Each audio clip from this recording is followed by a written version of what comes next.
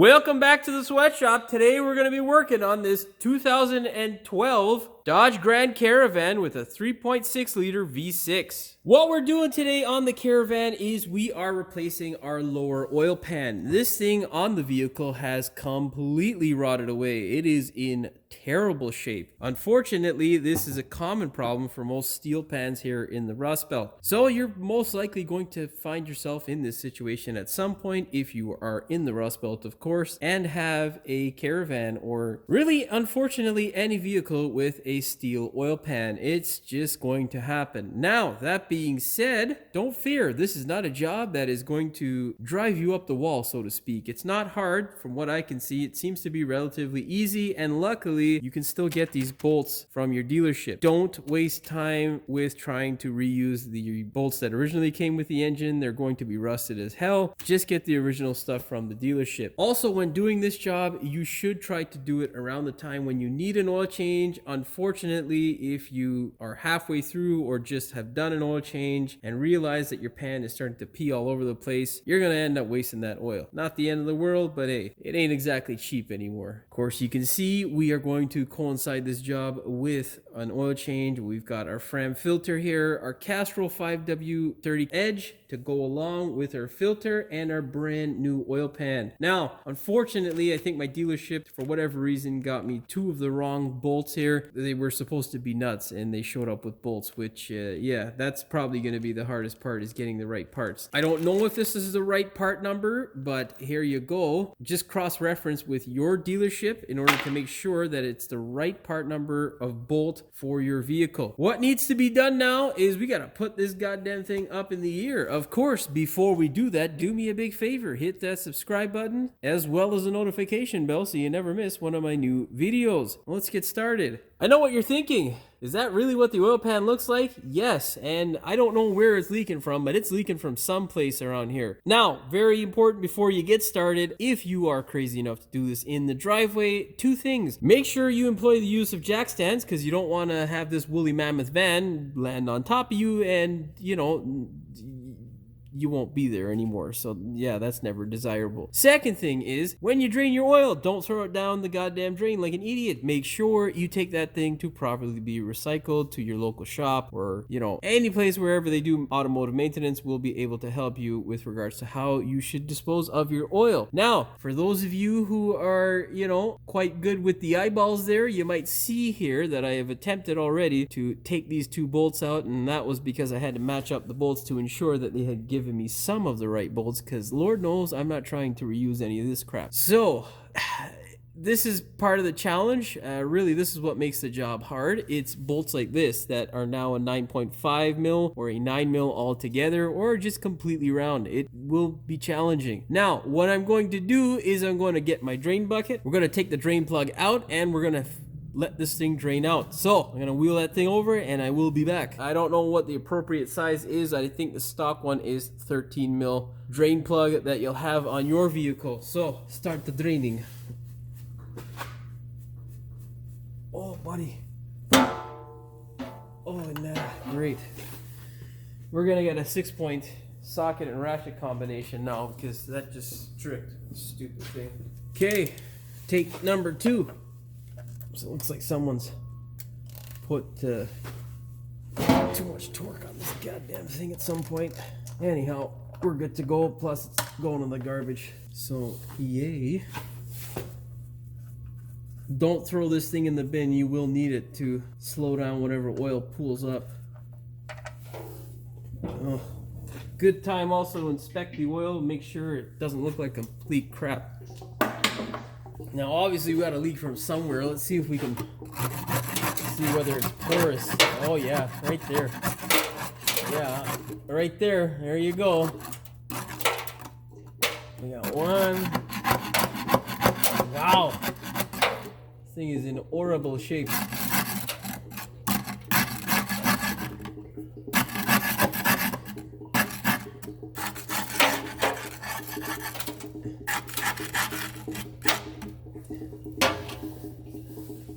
I think we got another one here, no?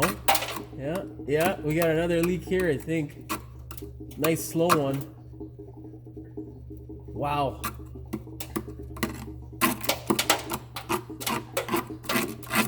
Okay, enough wasting time with that. Let's start hammering these 10 mils off. Now, before you toss them in the garbage, make sure you hold on to them just to ensure that you have the right number of 10 mils. Otherwise, you will have to go looking around for bolts. Probably wear eyeglasses because this thing is rotten. And when you hammer the bolts out, they fling rust at your face. Now the nut, leave it in place. That way, if for whatever reason this guy wants to come down, which is highly unlikely, you don't have the pan coming down and oil all over you and your face. It's never any fun. Yeah, no, that's not a 10 mil anymore. Neither is that one. Neither is that one. Let's get a 3/8 drive, or let's get a 3/8 socket and see if we have any luck. Oh yeah. Yes. Oh yeah, thought that one was gonna slip. Yeah, it almost did.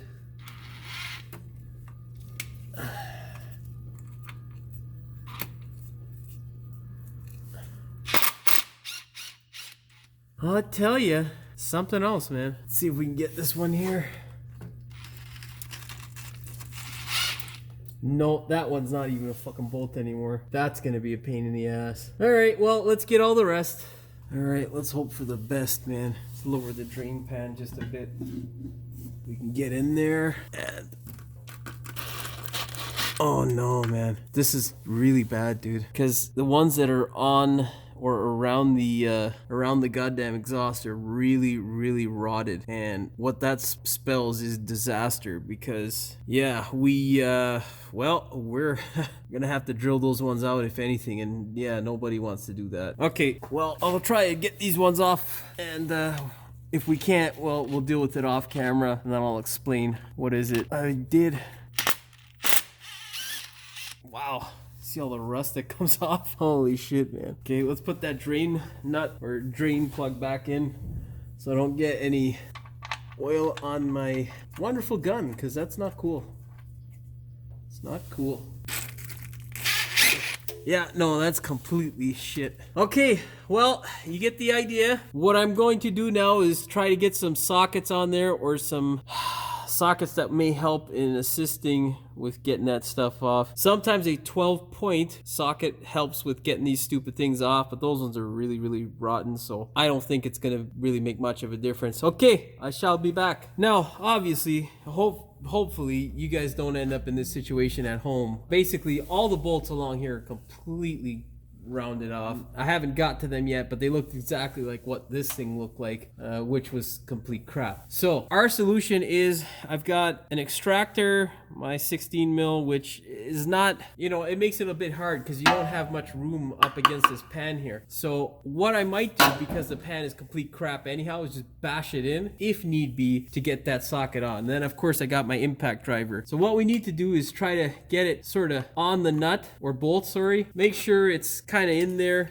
and then what you need to do is just tap it, and you know, hopefully it bites and comes off. I think we got this one. Yeah, we got it. So, you know, that's essentially what you want to happen with all of these goddamn things. The nice thing is they're not rotted on the inside, so they should come out, but the head of the bolt, it's essentially non-existent, which is terrible. So, you know, here, I'll give you a comparison. That there is one of the rusted ones, and this here is one of the one that we just pulled out, and you know, that's quite the difference. So I'm gonna go ahead and, well, continue along with my terrible, agonizing job here.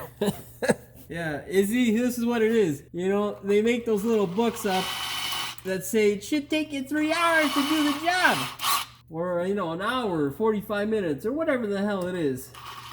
And the thing is, in real life, it's never like that, ever. It, you know, at least in the Rust Belt, it's never like that. You know, it's one of those things where the Rust Belt, beside its rust, is full of surprises. Okay, let's get you a better angle over here.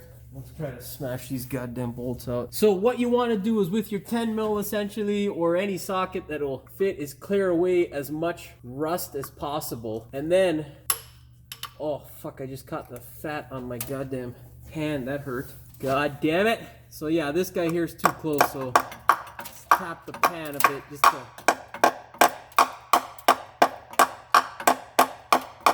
Oh yeah, it's always a good sign when you smash it and some oil comes out.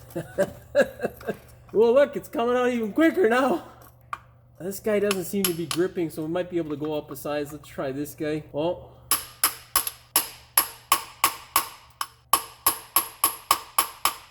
Oh, I don't know if we got that one. Oh yeah, we did. We got it. We got it. See, it's not hard per se. It's just a pain in the ass. Now you tell me, how the hell are you gonna get a 9mm on that? You know, there's nothing really there. Yeah, if you've ever wondered why it is we have a 9mm, this is one of the reasons. Move on to numero 3 here. Oh, this one's still got lots of... Oh, come on.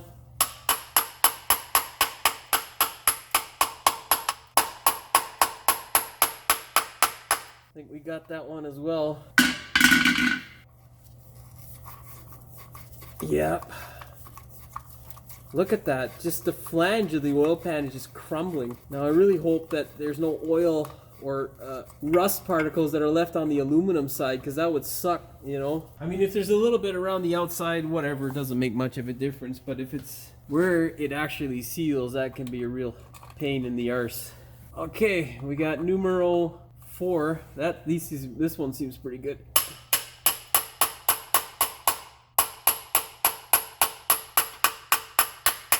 You should never say that, to be honest, because when you do say that, that's when they screw you. And now we got the one left in the back here, which looks horrible. Okay. So we only got one more bolt left. Thankfully, these are coming out relatively easily. We don't have to drill. So, you know, I really hope none of you guys have to do this at home, because I mean, this isn't the end of the world, but you just never want one that's a real pain. I'm going to try a 3/8 socket on that, see if that works. Let's hope for the best here. Give it some persuasion. Oh, let's see. And we can smash this goddamn pan out. Oh yeah! Fuck yeah. Okay, we got it! It's the last pain in the ass. Now we have the 2 nuts that are supporting it. Now let's take this out. If it's stuck in there, just thread it back in and then, you know, work the socket like that, and there you go. Oh, I just realized that wasn't on camera. Anyhow, thread it back in, work the socket back and forth. Make sure you get it in there a bit. You don't want it to just be a couple of threads, because you'll round out the hole and that'll be bad. Okay, now what we need to do is get some plastic non-marring tools and smash this pan from the front, or anywhere we can get it in, really. Okay, let's show you what that looks like. I gotta say, this pan is in phenomenal shape. Like, holy crap. I haven't seen one this rusted in quite a while. Anyhow, you'd obviously think that this would be a good area here to start smashing. If you want, you can smash the pan just a bit to sort of break the seal. These are the types of tools that you want to sneak in between the oil pan, steel portion, and aluminum. So this technically would be the lower oil pan, and this is the upper oil pan. You don't want to smash it with, say, a screwdriver or whatnot, because if you gouge the aluminum, well, you're not going to be happy. Let's give it a few taps here. Nothing's happening there. Chrysler used some good sealant. Finally. Let's go around to the side here and do the tap. Oh, oh.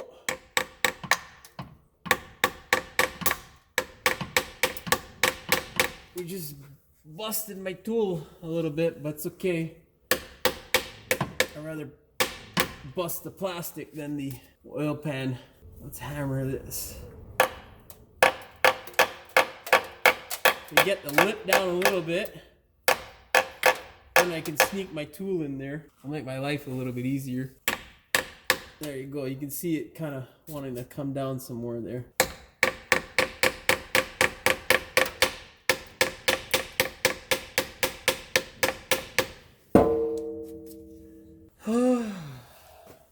Here's another trick. You can get yourself a vice grip like this. You're gonna grip this side here of the pan,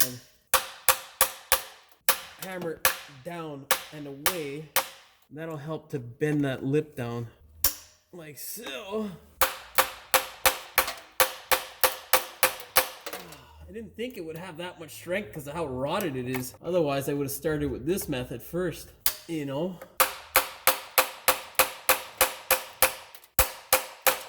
Now, essentially, you can, well, I don't know if you can see it on camera there. No, you can't. So I'm going to reposition here so you guys can see what the hell I'm talking about. Now, hopefully you can see here where I've opened up this lip here by pulling it down with that vice grip. That's essentially what you want. And I didn't think that it would be that solid around the flange, but it is still pretty solid. So yeah, you don't want this to happen to your tool. But nonetheless, better the tool sacrifice itself than your upper oil pan, because that's not an option. And now we should be able to drive this guy in there.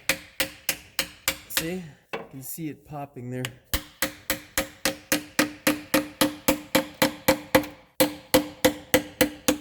Let's watch that stupid pipe. I think I got all my goddamn bolts. Wow, this guy's held on there by some Super Chrysler glue. Okay, now we're in there. With your tool in there, what you're gonna do is employ the use of another one of these guys and just work your way around the pan. So let's start off in the distance here. Try not to get any rust into the flange of the oil pan between the upper and lower, because that can also scar it. I'm gonna loosen down that nut some more on the back there. Loosen the nut up just a bit. Oh, that's pretty much off. There we go. Yeah, this is pretty much the process. You just gotta continue to work your way around the oil pan and get rid of the connection that makes them one with the car.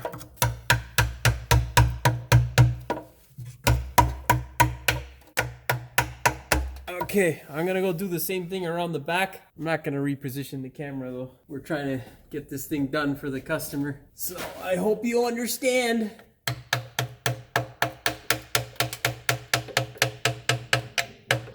God, there's so much rust coming off this thing. This is phenomenal, man. God damn it, I feel like I missed a bolt somewhere, but I didn't. Okay, I'm gonna peel this guy off. Okay, we got that out of the way. Wow, that nut looks horrible. I'll just pry this down by hand. Yeah, there we go. Okay, there you go. All we gotta do, take that 10 mil off in the distance over here and pull this stupid pan down. That is a lot of silicone. Should be fun to clean. Unbelievable. There's a few spots it looks like where the pan completely rotted away. Oh, we got some shards of metal. That's not good. We have not only shards of metal, but some bearing material from some sort of roller bearing. That's not good. We're gonna have to tell the customer about that. Oy, oy, oy. God damn. I'll show you guys, you can take a look. Well, besides all the rust in the drain pan now, you can see here we got what looks to be the makings of some bad news at some point. You can see those roller bearings there, or those types of pins. I don't know what that's from, but that's not a good sign. You should never have stuff like that in your oil pan. So something's busted and something was abused at some point. Anyhow, we're gonna continue on with this guy here, and I'm gonna make some phone calls to see. You can see we have some glittery, shiny stuff here. That is not gold, my friends. No, that is metal. So yeah, that's never a good sign when you see that sort of stuff. Hopefully you guys at home don't have the same sort of thing. If you do, yeah, that's not good. Now, that being said, I'm going to take a look at our pickup tube just to make sure we don't have any crap inside of it, and we're gonna clean up our mating surface. Now, the nice thing with a brand new oil pan is you don't have to clean up the surface. All you got to do is just clean this stupid thing up right now so that you can receive your brand new oil pan. This guy has got a serious nice thick layer of gook inside there. Now get yourself a scraper and just gently go along and clean all this crap off. Do not, I repeat, Do not damage the aluminum. If you do, you won't be happy. Okay, I shall be back. That should take you probably a good 20-30 minutes to get done properly. Well, I'll give you a bit of an example of what it is you need to do. Grab yourself a scraper or a blade and just scrape this sort of crap right off as much as you can. You want to scrape off along the upper oil pan any chunks or crap. You don't want that stuff to somehow make its way into where your mating surface will be. The other thing you want to do is, if you have a nice chunk or layer of silicone like this stuff here, get rid of it.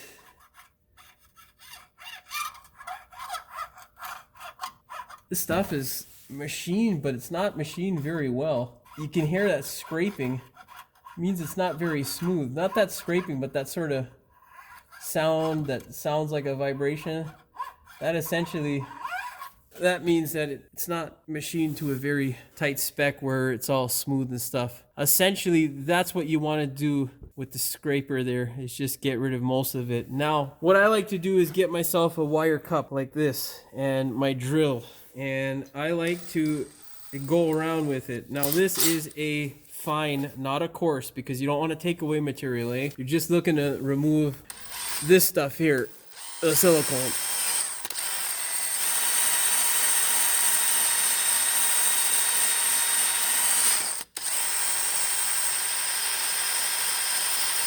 That is essentially what you want all along the aluminum lower pan surface. And then once you're done with that process, you're going to go around with a nice clean rag that is doused in brake clean, and you're going to make sure that you brake clean this thing till it's nice and shiny. Okay, I'm gonna go do that for the next half an hour, and I shall see you back. This is the result that you should end up with a nice clean mating surface. Now, don't be concerned with little drips like that. You will have to give it a final wipe down just before you put your pan on, and don't worry about that guy there. You're going to dab it as well with a cloth so that when you put your pan in, you don't get any oil on your wonderful new silicone layer. Now, if for whatever reason you guys have the same situation at home where you see some roller bearing clips or whatever, some sort of material in your pan, I personally, I don't like alarming people. I of course have to tell the customer about it because he's putting money into this thing and recently purchased this thing, which, you know, it's kind of unfortunate in that regard. But at the end of the day, I don't want the person to be sort of in the dark as to what may be coming. And there's no way I'm going to, you know, just tell them, yeah, everything's all fine and dandy. You just tell the people, if you are a mechanic, the truth. That way they know what's up. And, you know, it's not the end of the world necessarily.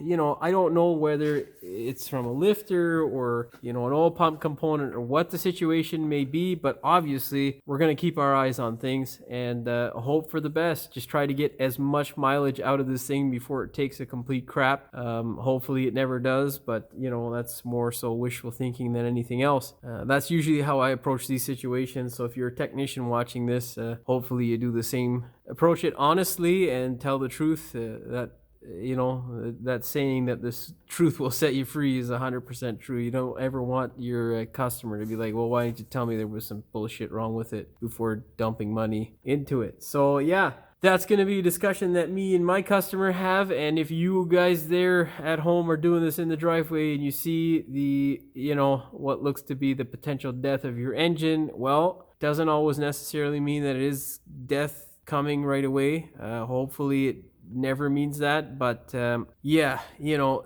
take everything with a grain of salt. You have to be cognizant of where you spend money on your vehicle, and you know, I suggest looking up what the cost of replacing an engine may be if you do go that route, so that you know what you're in for, sort of thing. And hopefully the cards play out in your favor and the engine just runs as long as you need it. That being said, we're going to go over to the bench now on my little parts trolley, and we're going to silicone the crap out of that oil pan. Before you put your pan on the vehicle, what you want to do is make sure that your pan is not damaged. You can't really trust the manufacturers because mistakes happen and pans get dropped and all sorts of fun stuff. Inspect to make sure there are no dents on the flange. That way, when you put the thing up, you don't have an issue that tissues won't solve and you're trying to fumble with silicone all over the pan and whatnot. Second thing is, make sure you don't have any dirt on this portion of the pan, inside as well as on the flange. On the outside, we don't care. It's going to get dirty. Make sure you wipe down the mating surface, make sure it's debris free, and then you can go ahead and start applying some silicone. Now, if you look at the manual, it will tell you that you need one bead of silicone that is 2 to 3 millimeters thick in width. That is bullshit in my opinion. This is a wide pan. Chryslers are just not built so good. So what I usually do on a pan that is this size, I will fill it out here, one line, 2 millimeter line all around. Then we will do one on the outside of the holes. Then we will do one on the inside, and this one's not big enough, but we'll see. Usually I'll then circle around the actual bolt hole, make sure we get 100% seal. So I'll give you an example of how it is, and then I'm going to go do that off camera. It takes quite a while and you got to have some serious patience. And I'm pretty sure no one wants to see me silicone. Maybe in a time lapse, but listen, it's gonna take like 6 to 7, 10, probably 10 gigs of storage before we actually finish the clip, which will probably just fast forward through in like 10 seconds. Okay, now example time. Start off with whatever you want, inside, outside, doesn't really matter. Make sure you get a nice uniform layer. You can see in real time how fun this is. It's not really fun to watch, but it is very satisfying to lay a good bead. It's like a nice satisfying weld.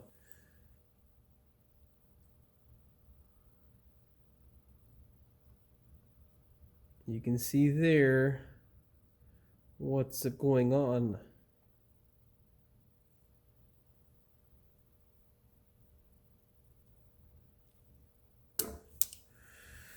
Okay.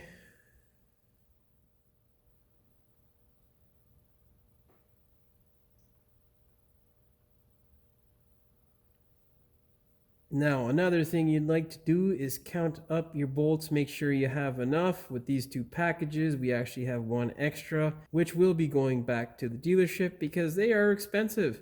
They're like $3 or $4 a bolt or some stupidness, which was, come on, Chrysler, really? $4 a bolt? You can obviously see that the, bolts that originally came on this thing, if they were worth $4, they definitely aren't because they rotted to complete crap. Anyhow, that's enough about the bolts. This is what you want all around your pan. Go ahead, take your time and get it done. I shall see you back soon. Now, you should end up with a result like this. You need to be quick though. You don't want the silicone to start to set up. So grab a nice clean piece of cloth, wipe down your mating surface with brake clean and soak up any oil that may get onto your silicone. All right, I'll see you back at the car ASAP. Wasting time saying that bullshit. Okay, grab your pan, put it on the car. Now, obviously, I put my pan into place and I put the bolts in to hold it. I've got 3 bolts securing it, 1, 2, and 3 in the back here. And now all we gotta do is once you have it touching, well, the silicone touching, do not tighten the pan up. All you gotta do is thread in the rest of your bolts. If you tighten the pan up and it's not in the right place, you will have taken out the crush from your silicone, essentially depleting its ability to go ahead and make a nice seal. So what you want to do is just have it butt up against the flange and do not have it smush out from between the two flanges,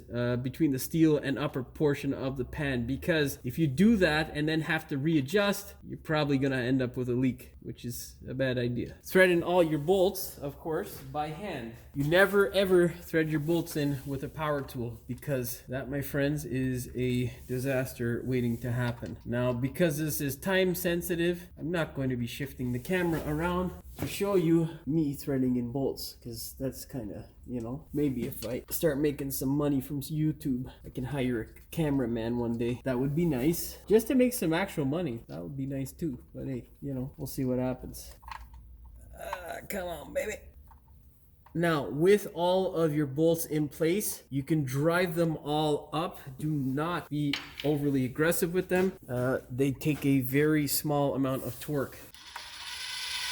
You can see the silicone coming out.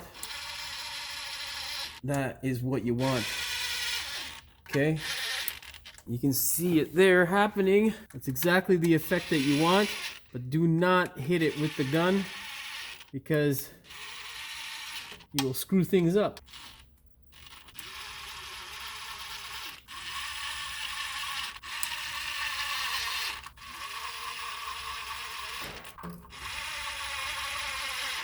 Okay, now let me get some nuts. Now, hopefully your dealership gives you the right stuff. If they don't, just 2 nuts like this is fine. Nothing wrong with it. At the very least, the bolts are the most important thing. They don't have to color match either. Gold is okay. Yes, that was a joke.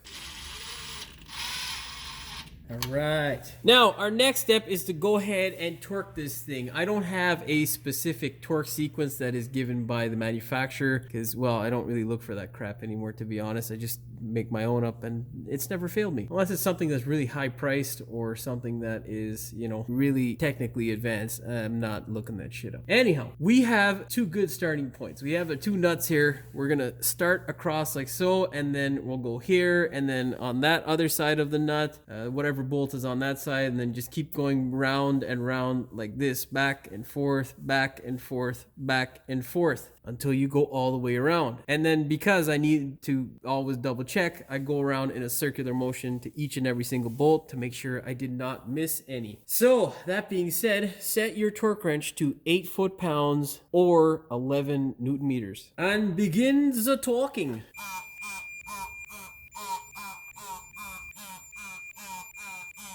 Now, as you can see here, we've done this one. We only got 3 left, so we'll finish off the 3.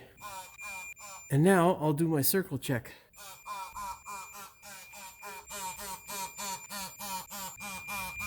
Okay, yeah, that's a thumbs up for me. Give yourself a nice break because your shoulders probably feel like lead right now. Now, don't go and be overly excited and throw your oil in. We need to take care of the oil filter first and then give this thing some time to set up. We should give it at least a half an hour, in my opinion, even though our gasket maker is a 1-minute gasket maker. Just give it some time to set up. One thing that I should tell you before we go ahead and put the thing down is torque your drain bolt. Do not just rely on the manufacturer. Sometimes mistakes are made and those things can be loose. If you're wondering what the torque spec is, it is 20 foot-pounds or 27 newton meters for that guy right there. Now, it is time for us to go ahead and change out this filter, but there are a few things you really want to know about this filter. Chrysler, in his infinite wisdom, did not opt for an aluminum filter housing. No, that thing is plastic. And commonly what happens is many gorillas work on cars and they're not gentle. So with this thing, you really got to be careful. Even though it says right on the cap that you should torque it to 25 newton meters, people don't learn to not over torque stuff until they break shit. And because that thing is plastic, it breaks really easily. Now, even if it is torqued to the correct torque spec, you have to know what you're doing in order to take that thing out properly. You just don't want to put your ratchet on and then crank it, because when you force your ratchet this way, you're also going to force the housing this way. So you need to grab hold of your ratchet up top here and try to stabilize the head of the ratchet so that you're only putting the twisting motion on that pile of crap filter. This is a rather shit design by Chrysler. An aluminum housing would have been nice, but hey, what are you gonna do? Okay, grab your 24 mil. Slip it in there. Now I will tell you that the manual says that you should go ahead and remove this tube. You can if you want. It is easier to get in there with an extension and then just pull the filter out. But yeah, I'm not doing that. Okay, grab this guy, grab the head, and then just crank it slowly. Basically, as you're turning it, you want to make sure that your housing doesn't twist, because it is brittle. It will crack if you're overly aggressive with it. And it'll make you want to cry. This is the, stupidity that is technological advancement. It's just stupid, to be honest. Like, there was nothing wrong with the filter that was under the vehicles in the past Chrysler V6s. Like, there's really no need for this. So, yeah, I really think it's just dumb. Anyhow, unless you have a shallow, you will need to remove this. A shallow is not a common one. It's made by our friends at Snap-on, which, well, when you buy one of these things, you walk funny for a while. With that out of the way, you should have it loose now to the point where you can just crank it out by hand. What you want to do is just crank it until you know that that seal is not sealing anymore. That way, whatever oil is in here will drain into the pan.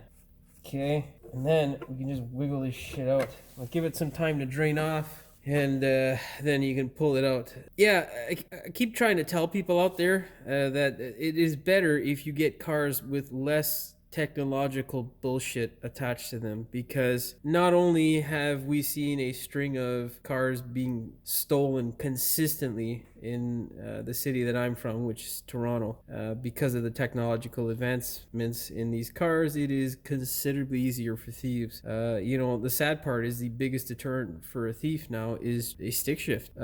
Technological advancements, unfortunately, they are nice, but not only do they cost you an arm and a leg when they break, but it is assured that it will break at some point. And, just stupidness like this is, kind of pointless. Think about getting one of those basic cars. I don't even know of manufacturers, though, who still make a basic car. Anyhow, it's just the way we are moving. Technological stupidity. Pull out the filter.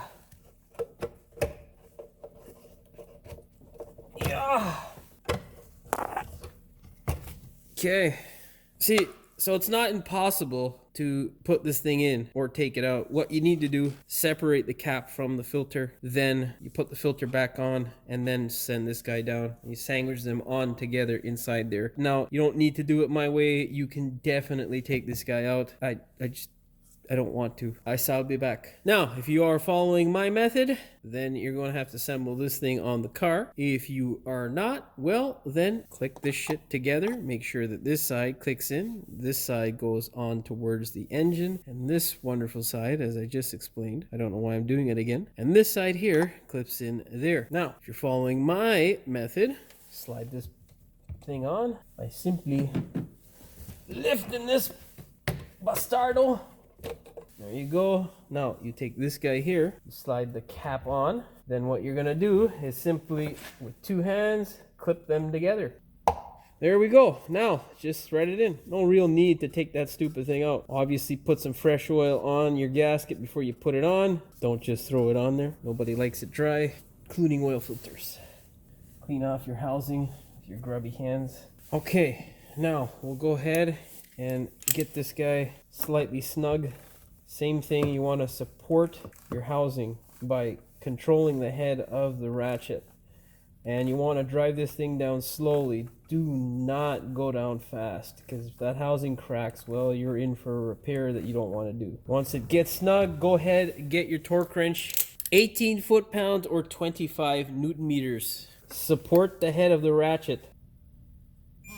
And always go ultra slow with that stupid thing. If you go quickly, you can crack it, and man, oh man, you will make your life a living hell, because you gotta pull all that crap out to change that housing, because it's down underneath the valley, which is another stupid design by Chrysler. Yay! Honestly, I shit on Chrysler a lot, but I do like some of their products. Unfortunately, they just make stupid decisions often for some reason. Okay, let's go ahead now, fill this bad boy up with oil. That's pretty self-explanatory.